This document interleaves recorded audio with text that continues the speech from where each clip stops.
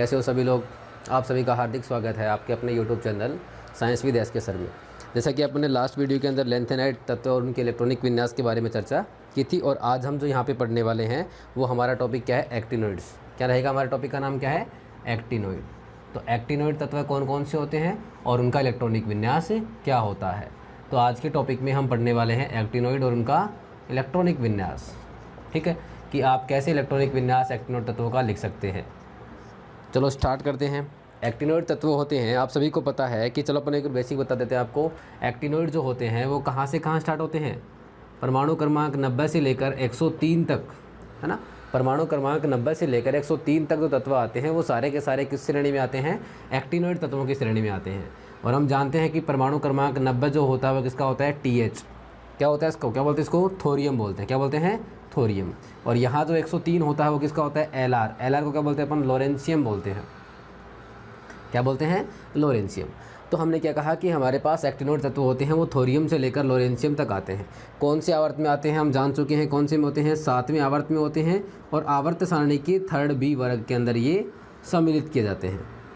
किसकी बात कर रहे हैं अपन, एक्टिनोइड तत्व की बात कर रहे हैं। आपने ये भी कहा था कि एक्टिनोइड तत्व के अंदर इलेक्ट्रॉन जो होता है वो कहाँ भरा जाता है, 5f में भरा जाता है। आपके पास इलेक्ट्रॉन जब भरते हैं एक्टिनोइड के अंदर तो वो 5f उपकोष में भरा जाता है, और 5f उपकोष में इलेक्ट्रॉन भरे जाने के कारण इसे हम क्या कह रहे थे, 5f श्रेणी कह रहे थे। क्या बोल रहे थे अपन, 5f श्रेणी बोल रहे थे। यहाँ पे नाम में एक्टिनोइड है ना, क्या नाम है इसमें, एक्टिनोइड। एक्टिनोइड का मतलब देखो इसमें फीलिंग्स आ रही है, एक्टिव है ना, सक्रिय होना। तो एक्टिनोइड के तत्व क्या कहलाते हैं हमारे पास, रेडियो सक्रिय तत्व कहलाते हैं। क्या कहलाते हैं, रेडियो सक्रिय एलिमेंट्स या रेडियो सक्रिय तत्व कहलाते हैं। और हम ये भी पढ़ते हैं कि यहाँ जब यूरेनियम होता है, यूरेनियम का परमाणु क्रमांक 92 होता है, और उस यूरेनियम के बाद आने वाले सारे के सारे एलिमेंट्स किस नाम से जाने जाते हैं, परा यूरेनियम एलिमेंट्स या परा यूरेनियम तत्व के नाम से जाने जाते हैं। क्यों, क्योंकि यूरेनियम जो परमाणु क्रमांक 92 बाण में होता है, और इससे जो भी बड़े नाभिक होते हैं, भारी नाभिक होते हैं, वो सारे के सारे क्या होते हैं, मानव निर्मित होते हैं। क्या होते हैं, मानव निर्मित। और मानव निर्मित बोलो आप, या फिर क्या बोलो, कृत्रिम बोल दो, या फिर आप क्या बोल दो, आर्टिफिशियल, या फिर क्या बोल दो हमारे पास भारी नाभिक भी अपन इसको बोल सकते हैं। तो एक प्रश्न आता है बहुत इंपॉर्टेंट कि परा यूरेनियम तत्वों को परिभाषित कीजिए। तो हम क्या कहते हैं कि यूरेनियम 92 या परमाणु क्रमांक 92 के बाद आने वाले सभी तत्व क्या कहलाते हैं, परा यूरेनियम तत्व कहलाते हैं। और ये सभी क्या होते हैं हमारे पास, मानव निर्मित, या फिर इन्हें कृत्रिम तत्व भी हम इसे बोल सकते हैं, या सिंथेटिक या संश्लेषित तत्व भी इनको अपन बोल सकते हैं। ठीक है, हमारा जो टॉपिक रहने वाला है आज का वो रहने वाला है कि एक्टिनोइड्स के अंदर कौन कौन से एलिमेंट्स सम्मिलित किए जाते हैं, और उन एलिमेंट्स के अंदर हमारे पास इलेक्ट्रॉनिक विन्यास क्या मिलता है। तो सबसे पहले शुरू करते हैं, कहाँ से शुरू होता है एक्टिनोइड से, थोरियम से शुरू होता है। कहाँ से शुरू होता है, थोरियम से। तो देखते चलना साथ साथ।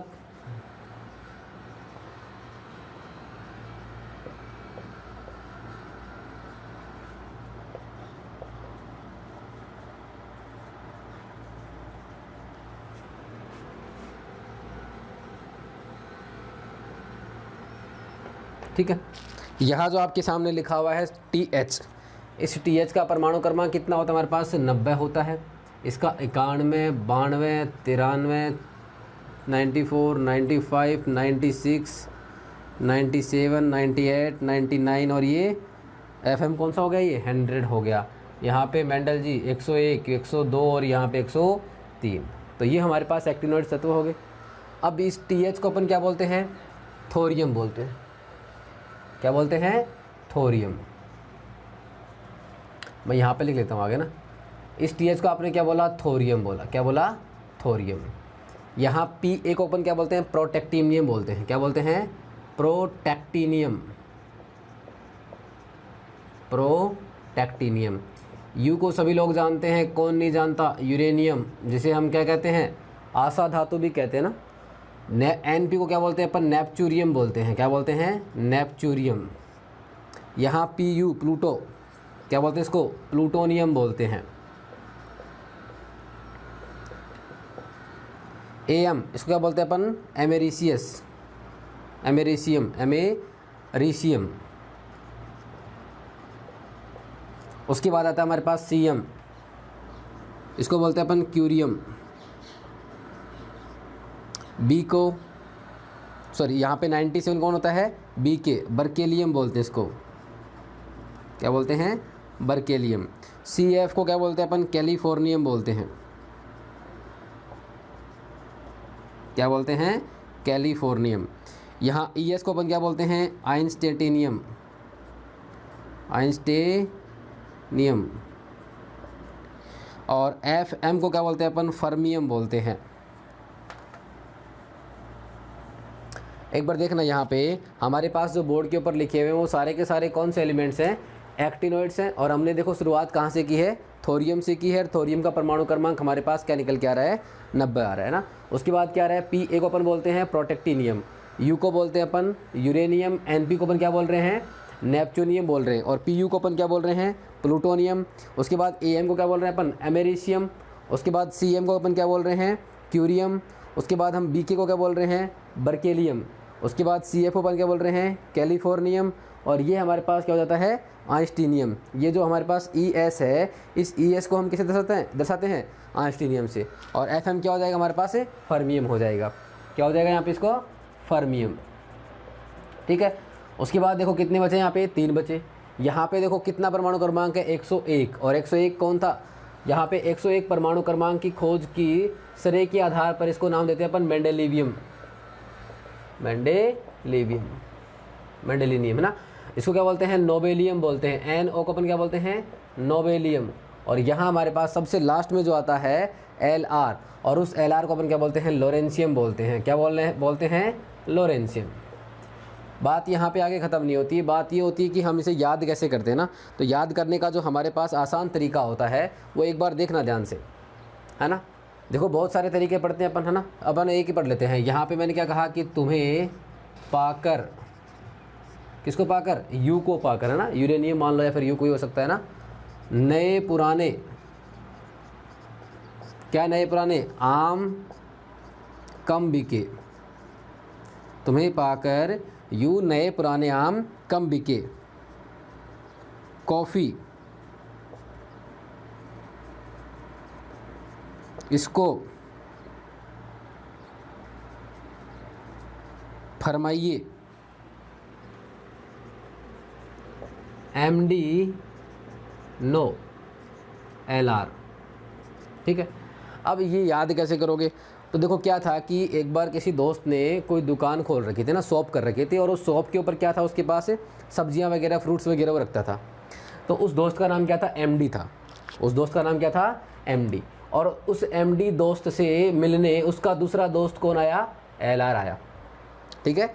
हमने क्या कहा कि कोई MD नाम के दोस्त ने, कोई किसी MD नाम के बंदे ने दुकान खोल रखी थी, वहाँ पे वेजिटेबल्स, फ्रूट्स वगैरह थे। और उससे मिलने कौन आया, उसका दोस्त LR आया। तो होता क्या है कि जब भी कोई अपने पास आता है तो हम क्या करते हैं, उसकी सेवा पानी करते हैं ना। सेवा पानी को तो जानते हैं ना, खातिरदारी करते हैं। तो क्या हुआ कि LR को MD क्या बोलेगा, LR को MD क्या बोलेगा कि भाई चलो इसको चाय पानी पिलाते हैं। तो क्या कहा कि MD ने उस LR के लिए क्या मंगा ली, कॉफ़ी मंगा ली। क्या मंगा ली, कॉफ़ी मंगा ली। तो क्या हुआ, कॉफ़ी मंगा ली। तो उस समय क्या होता है, जब वो कॉफ़ी के लिए बोल रहा होता है, वहाँ पे दुकान में कोई ग्राहक आ जाता है। जब कोई पुराना दोस्त बहुत लंबे समय बाद आता है तो हम उस दोस्ती के चक्कर में थोड़े मोटे काम भूल जाते हैं, है ना। तो क्या हुआ कि कोई ग्राहक आता है तो वो उस समय किसी चाय वाले को बोलने गया हुआ था। और ग्राहकों को आजकल क्या होती है, जल्दबाजी होती है। तो ग्राहक आया, देखा कि भाई भैया तो किसी काम में व्यस्त हैं, तो वहाँ से निकल के दूसरी दुकान पर चला गया। फिर वो आपस में बात करते हैं। उसने कहा कि भैया आपकी दुकान पे कोई ग्राहक आया था, ऐसे कुछ। तो आपस में बात करते हैं क्या, कि तुम्हें पाकर यू, MD बोलते हैं अपने दोस्त LR को कि तुम्हें पाकर यू, कि तुम्हें पाकर, यू का मतलब कौन हो गया, इस LR को बोल रहा है। नए पुराने आम कम बिके। भाई तुम आ गए तो क्या हुआ कि यहाँ पे जब आ गए तो मैं आपके दोस्ती के चक्कर में भूल गया कि मुझे दुकानदारी करनी है, और मैं बातों में मशगूल हो गया, ठीक है। तो तुम्हें पाकर यूँ नए पुराने आम कम बिके, ठीक है। इतनी देर में क्या आ गई, उसकी कॉफ़ी आ गई। तो कॉफ़ी जैसे वो लेके आता है कॉफ़ी वाला कि सर कॉफ़ी, तो क्या हो गया, वो क्या बोलते हैं MD, कॉफ़ी इनको फरमाओ या इसको फरमाओ, कॉफ़ी इसको फरमाओ। इसको मतलब कौन हो गया, MD किसको बोल रहा है, LR को बोल रहा है। तो कॉफ़ी इसको फरमाओ, तो MD क्या बोलता है, नो LR।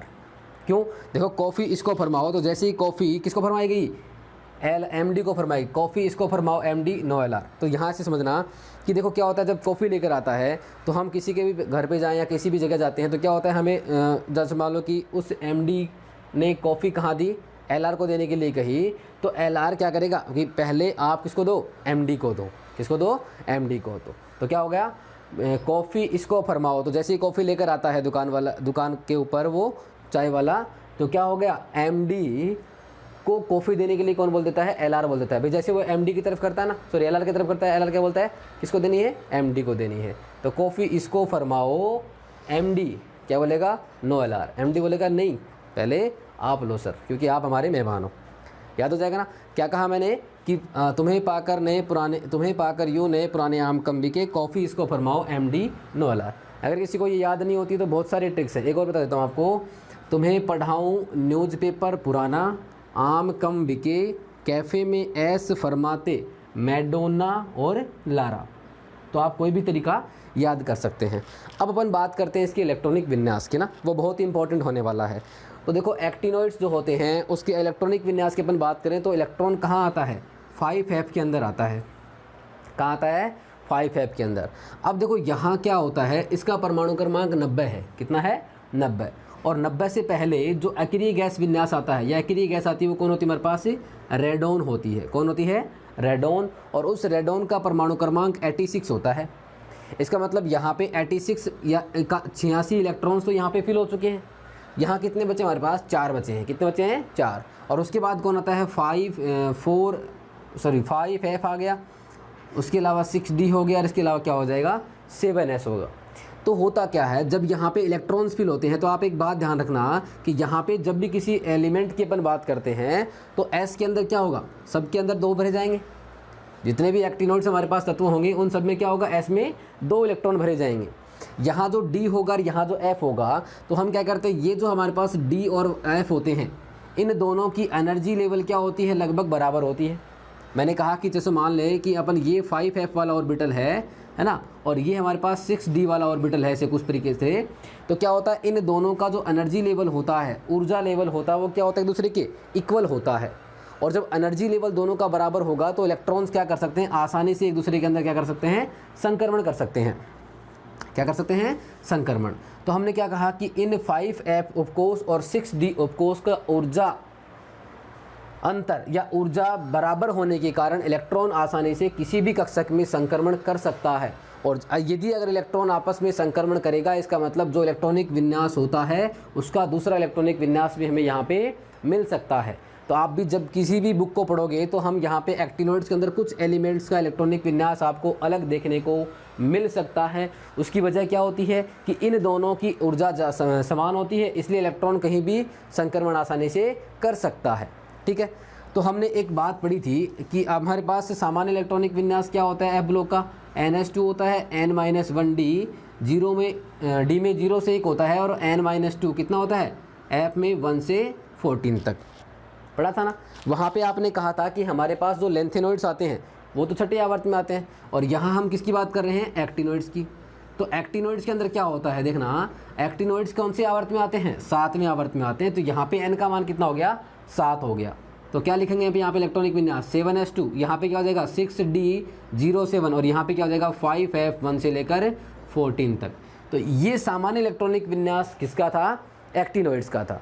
तो यहाँ से अगर अपन एक्टिनोइड्स तत्वों का इलेक्ट्रॉनिक विन्यास लिखेंगे तो S क्या होगा, पूरा भरा हुआ रहेगा, चाहे आप थोरियम की बात करो और यहाँ से लेकर लोरेंशियम तक, सभी के अंदर क्या होगा, S पूरा भरा हुआ रहेगा। बात करें D की, तो D में 0 भी हो सकता है और D में 1 भी हो सकता है। और यहाँ पे F के अंदर क्या होंगे, 1 से लेकर 14 तक इलेक्ट्रॉन हमारे पास उपस्थित हो सकते हैं। ठीक है, और इससे पहले चलो एग्जाम्पल करते बना, इससे पहले कौन आया हमारे पास है, एटॉमिक नंबर कितना है इसका, 90 है। तो अक्रिय गैस विन्यास कौन होगा, यहाँ पे रेडॉन होती है, कितना होता है परमाणु क्रमांक उसका, 86 होता है। कितना होता है, 86। उसके बाद हमें क्या लिखना है बताओ, 5F लिखना है, 6D लिखना है और 7S लिखना है। और ऐसा इन सभी तत्वों के लिए हमें लिख सकते हैं। अपन वीडियो के लास्ट तक, वीडियो को आपको लास्ट तक देखना है, आपको समझ में आ जाएगा कि हमें कुछ भी याद नहीं करना। ठीक है ना, रेडॉन यहाँ पे क्या लिखेंगे अपन, 5F 6D और यहाँ पे 7S। क्योंकि लास्ट में आपको पूरा कंक्लूजन बता देंगे एक ही पॉइंट में, और वहाँ से आपको कुछ भी याद करने की आवश्यकता नहीं है। ये एक बार आप समझ लें ताकि आपको कभी भी कोई प्रॉब्लम आसानी से नहीं आने वाली, आसानी से क्या किसी भी नहीं आने वाली, ठीक है। प्लूटोनियम भी होता है, तो हमें करना क्या है, सभी के अंदर कुछ इस तरीके से लिख लेना है। ये रेडॉन सभी लोग जानते हैं। रेडॉन एक अकीरीय गैस होती है जिसका परमाणु क्रमांक कितना होता है, 86 होता है। 86 बोले तो 86 होता है, ठीक है। और इस तरीके से हमें सभी तत्वों के लिए लिख लेना है। अच्छा, एक बात और, यहाँ जो अपन सभी तत्वों के लिए इलेक्ट्रॉनिक विन्यास लिख रहे हैं उसमें हमें पता है कि हमारे पास जो 7s होगा, उस 7s के लिए तो हमें सोचने की आवश्यकता ही नहीं है। क्यों? क्योंकि 7s के अंदर तो क्या होंगे, सभी के लिए इलेक्ट्रॉन कितने होंगे, 2 भरे जाएंगे। कितने भरे जाएंगे, 2 भरे जाएंगे। वेरिएशन कहाँ होगा, या तो डी के अंदर होगा और या फिर कहाँ होगा हमारे पास 5F के अंदर होगा, ठीक है। आपने ये ऐसा कुछ लिख लिया, दिखाई दे रहा ना। यहाँ पर सभी के पास रेडॉन गैस है और रेडॉन का इलेक्ट्रॉनिक विन्यास कितना होता है, 86 होता है। इसका मतलब यहाँ पे 86 इलेक्ट्रॉन्स हैं वो फिल किए जा चुके हैं, ठीक है। अब देखो यहाँ पे आपको क्या करना है, जो हमारे पास एस वाला है, एस के अंदर क्या हो जाएंगे, 7s में सभी में 2 इलेक्ट्रॉन्स हैं, तो आपको सोचने की आवश्यकता ही नहीं है कि 7s में क्या करने हैं, सभी के अंदर 2 करने हैं। तो ये हमारे पास 7s में क्या हो गए, 2 हो गए। अब बचा कौन, एफ वाला, और कौन बचा, डी वाला। तो हमें कुछ 6 एलिमेंट्स लगभग हमें याद करने हैं। याद क्या करने हैं, हमें ध्यान रखना है कि कुछ 6 एलिमेंट्स जो एक्टिनाइड्स के होते हैं उनका इलेक्ट्रॉनिक विन्यास होता है वो थोड़ा सा अलग होता है। क्या होता है, थोड़ा सा अलग होता है। अब वो 6 एलिमेंट्स कौन से हैं, तो देखना यहाँ पर हमारे पास जो बोर्ड पे एक्टिनॉइड्स तत्व लिखे हुए हैं उसमें 6 एलिमेंट्स कुछ आपको ऐसे याद रखने हैं, थोड़ा सा ध्यान देना आप, है ना। मैंने कहा देखो यहाँ पर मैं एक बार आपको बता देता हूँ। एक तो ये लिखा हुआ मैंने TH, है ना, इसको स्टार लगा देता हूँ जो भी है ना।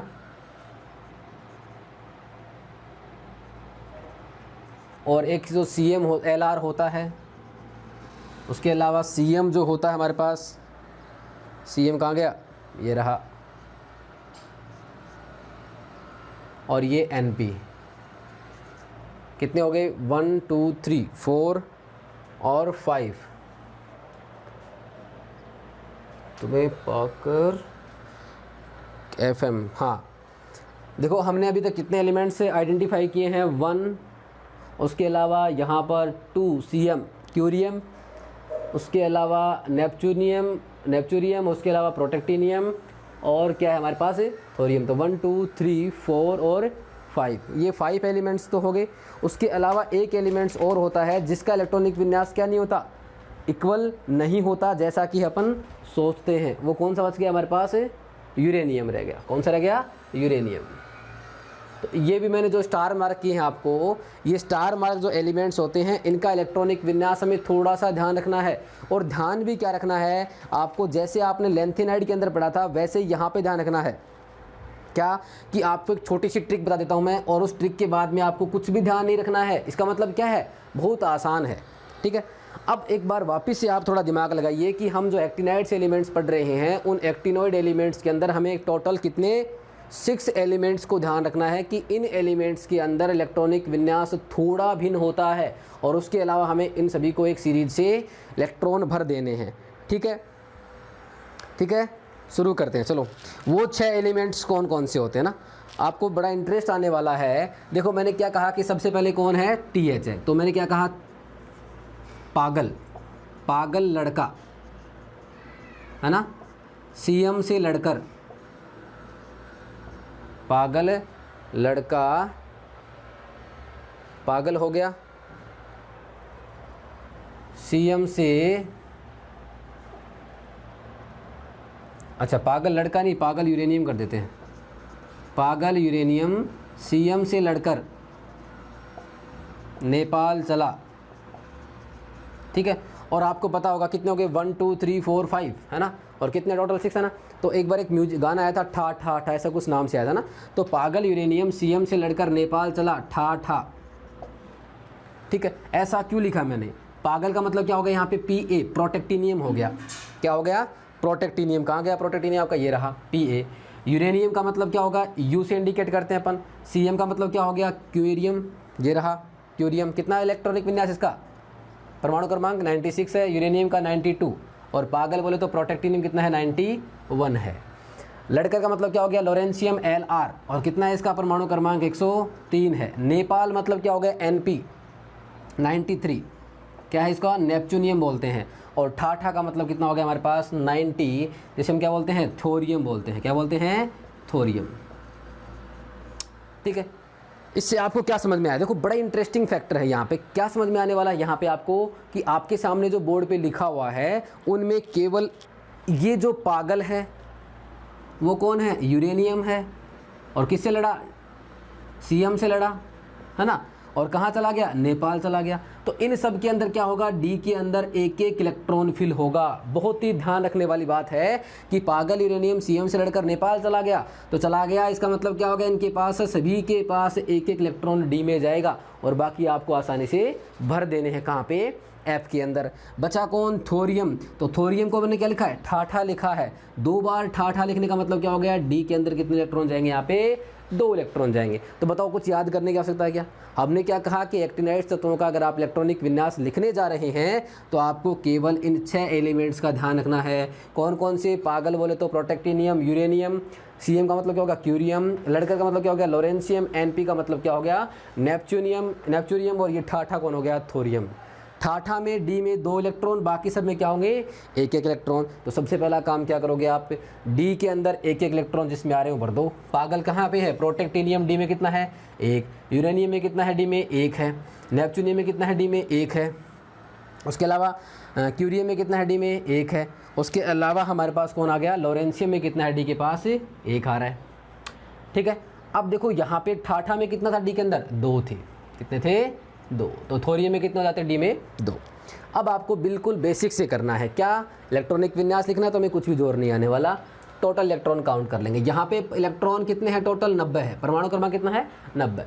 अब 86 तो कहाँ चले गए? अकेली गैस में। 2 कहाँ से? 2 कहाँ चले गए? एस में। तो 86 और 2 कितने हो गए? 88।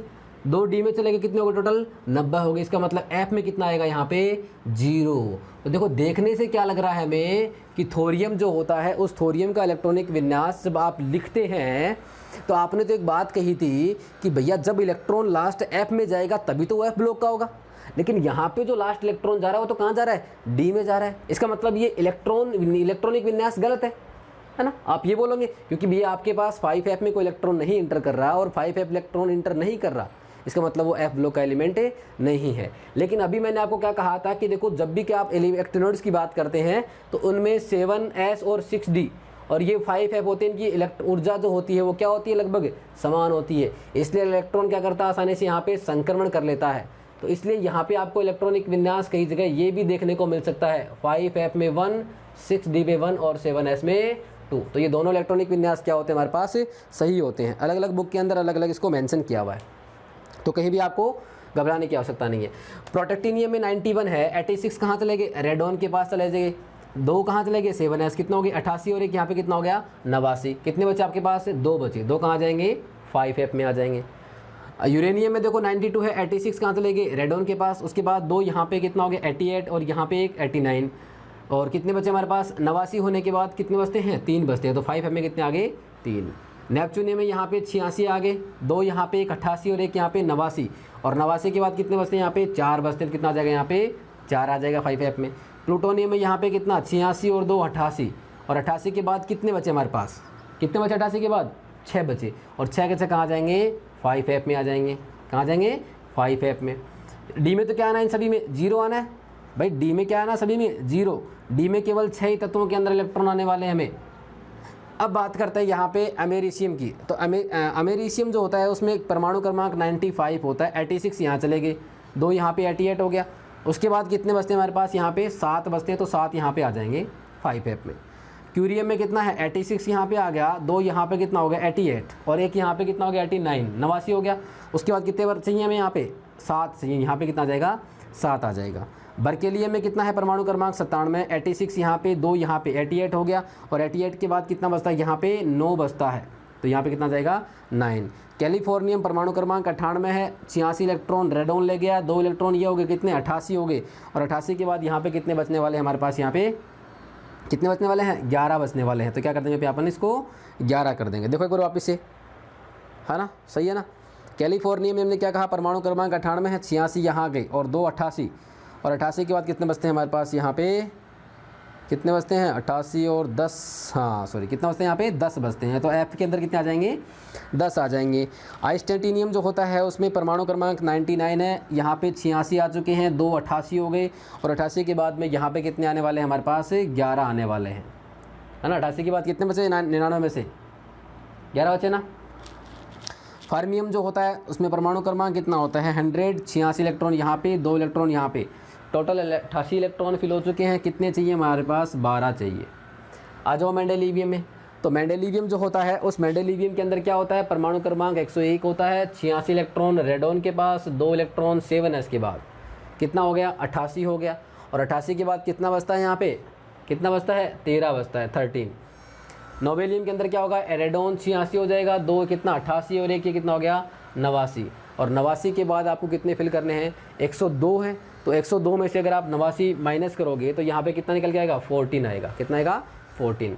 और यहाँ लॉरेंशियम जो होता है परमाणु क्रमांक 103 होता है, परमाणु क्रमांक 103 में से 86 रेडोन के पास, 2 7s के पास कितना हो गया 88 हो गया। और 88 में से पीछे कितने बचता है यहाँ पे कितना बचा, देखो देखे लॉरेंशियम में डी में कितना था यहाँ पे 1 था ना। लॉरेंशियम कहाँ गया अपना, लॉरेंशियम ये रहा, डी में कितना है 1। अच्छा आपने डी यहाँ पे फिल नहीं किया, तभी मैं सोच रहा ऐसे कैसे हो सकता है। यहाँ पे डी में कितना हो गया 1 हो गया। तो 103 परमाणु क्रमांक था, 86 रेडोन के पास, 2 7s कितना हो गया 88, और ये क्या हो गया 89। और 89 के बाद यहाँ पे कितने एलिमेंट्स रहते हैं हमारे पास 14। तो ये होता है हमारे पास एक्टिनोइड तत्वों का इलेक्ट्रॉनिक विन्यास। बताओ बात समझ में आई कि नहीं आई। तो एक बार मैं वापस से रिपीट कर देता हूँ। तरीका क्या था हमारा याद करने का, तुम्हें पाकर यूँ नए पुराने आम कम बिके, कॉफ़ी इसको फरमाइए। तो एमडी क्या कहता है नो, पहले किसको देनी है एलआर को देनी है। नाम क्या है, thorium, protactinium, uranium, neptunium, plutonium, americium, curium, berkelium, californium, einsteinium और फर्मियम, मेंडेलिवियम, नोबेलियम और लॉरेंशियम। ठीक है, आपको किन तत्वों का इलेक्ट्रॉनिक विन्यास ध्यान रखना है, 6 एलिमेंट्स हैं, उसका भी हमने याद करने का तरीका आपको बता दिया है। क्या रहेगा, पागल यूरेनियम सीएम से लड़कर कहाँ चला गया, नेपाल चला गया, और क्या कर रहे हैं ठा। तो पागल यूरेनियम मतलब पी एक पागल क्या हो गया, प्रोटेक्टिनियम, यूरेनियम यू हो गया, सीएम का मतलब जानते हैं अपन क्यूरियम हो गया, लड़कर का मतलब क्या हो गया लॉरेंशियम एलआर, और नेपाल का मतलब क्या हो गया नेपच्यूनियम एनपी, और ठाठा का मतलब हो गया थोरियम। और थोरियम जो होता है उसके अंदर हम क्या करते हैं, डी के अंदर 2 इलेक्ट्रॉन आते हैं। ठीक है, और बाकी सब में क्या आता है, डी में 1 भर देना है और हमें इलेक्ट्रॉनिक विन्यास आने से लिख देना है। तो बताइए समझ में आया कि नहीं है। अच्छा, एक्टिनोइड्स जो होते हैं वो किसके बाद शुरू होते हैं, एक्टिनियम के बाद शुरू होते हैं। एक्टिनोइड्स जो होते हैं वो किसके बाद शुरू होते हैं, एक्टिनियम। किसके बाद होते हैं, एक्टिनियम। और एक्टिनियम को अपन दर्शाते हैं एसी, है ना, एसी। ये जो एक्टिनियम होता है इसका परमाणु क्रमांक कितना होता है हमारे पास, कितना होता है 89 होता है। कितना होता है 89। अगर आप इस एक्टिनियम का इलेक्ट्रॉनिक विन्यास लिखते हैं तो क्या होगा, रेडोन हो जाएगा 86, है ना। उसके बाद क्या होगा हमारे पास, सेम कंडीशन है ना। सेम कंडीशन कौन सी, ये 5F 6D और 7S। तो यहाँ पे कुछ इस तरीके से होगा 5F 6D और यहाँ पे 7S। तो एक्टिनियम में परमाणु इलेक्ट्रॉन कितने फिल करने हैं हमें 89, 89 इलेक्ट्रॉन फिल करने हैं। 86 रेडोन के पास चले गए, 2 कहाँ जाएंगे 7S के पास। तो 86 और 2 कितने हो गए 88 है, 1 इलेक्ट्रॉन और फिल करना है, और वो 1 इलेक्ट्रॉन कहाँ जाएगा हमारे पास से, डी के पास आ जाएगा। कहाँ जाएगा, डी के पास। और एफ में कितने होते हैं, यहाँ पे 0 होता है। कितना होता है 0 होता है। तो यहाँ से हम क्या कह सकते हैं कि ये जो हमारे पास एक्टिनियम होता है वो एक्टिनियम डी ब्लॉक का तत्व होता है, ना कि एफ ब्लॉक का तत्व होता है। और एक्टिनियम के बाद आने वाले सभी तत्व क्या कहलाते हैं, एक्टिनोइड्स। और एक्टिनोइड्स को अपन किससे दर्शा सकते हैं, एक्टिनोइड्स को हम दर्शा सकते हैं AN, एक्टिनोइड्स, है ना, ये इसका इंडिकेशन हो सकता है। और ये जो एक्टिनोइड्स होते हैं उन्हें हम एक्टिनोन भी कहते हैं। तो आज का वीडियो लेक्चर आपको कैसा लगा कमेंट करके ज़रूर बताएं, और कीप लर्निंग। धन्यवाद, मिलते हैं नेक्स्ट वीडियो में।